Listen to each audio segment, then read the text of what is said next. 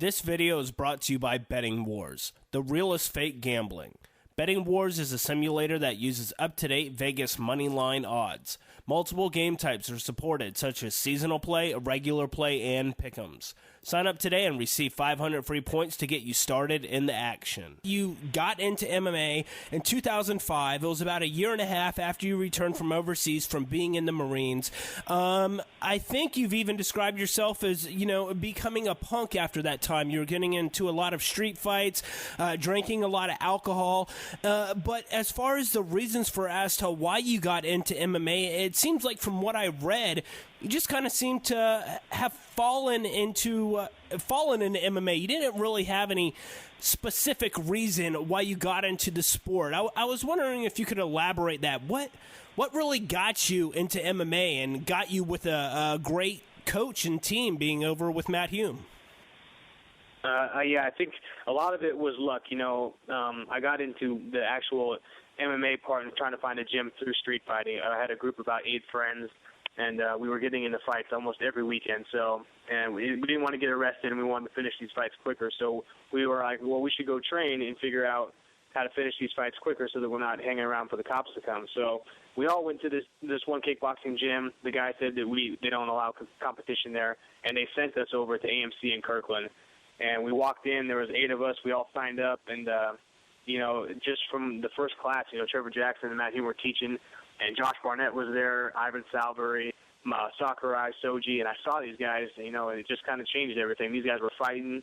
They were great guys. They were getting paid lots of money, and I was like, man, these guys kind of got it set up. So I was still a punk for a while, probably a good year and a half after training at AMC, but then it just slowly switched, and I saw all these great professionals there, like world champions, and I was like, man, these guys are really on something. They're just fighting and having a good time, and I just stuck with it, and almost all my friends who I started with all quit, and they were all, and I started fighting amateur-wise. I lost my first 2 fights amateur, and I almost quit myself because everyone was telling me, this isn't for you, you're losing, blah, blah, blah, and luckily I stuck with it, and 5 years later, here we are.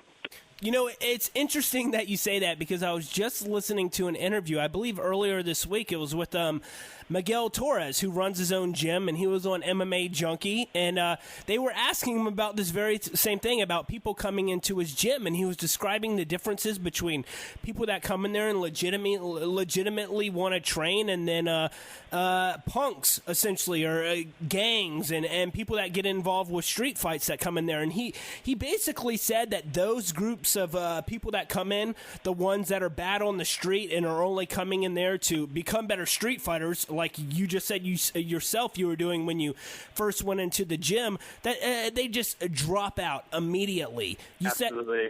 You said you just went in there with, I believe you said 7 of your friends. All of them dropped out with the exception of you. How was your mindset different than theirs?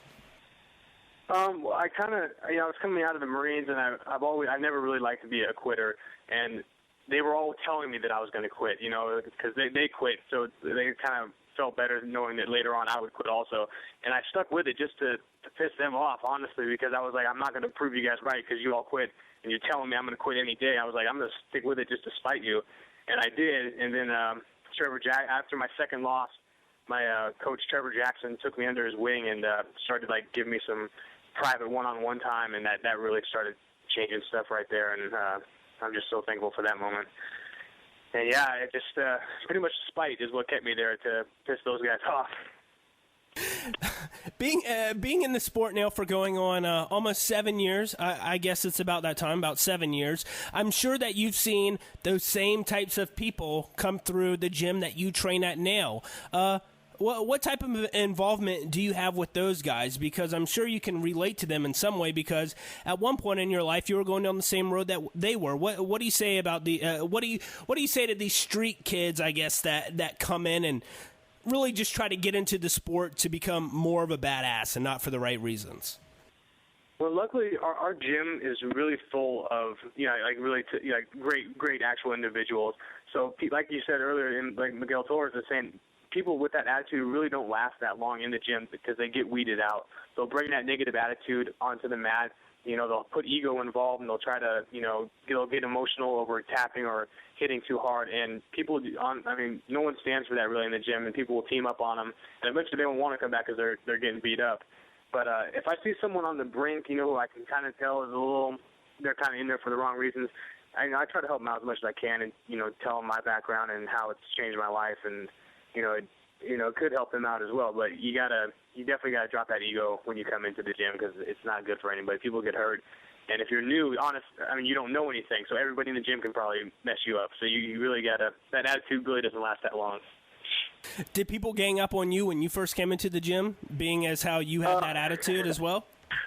Yeah, the first person I grappled with was Matt Hume, and he tapped me out for like 8 times in 30 seconds, and I was like, okay. This is a little different than the street, I guess. And Matt, he doesn't look like, a hardcore killer, but he took my ego and just smashed it, and I was like, okay, I need to pay attention to these guys.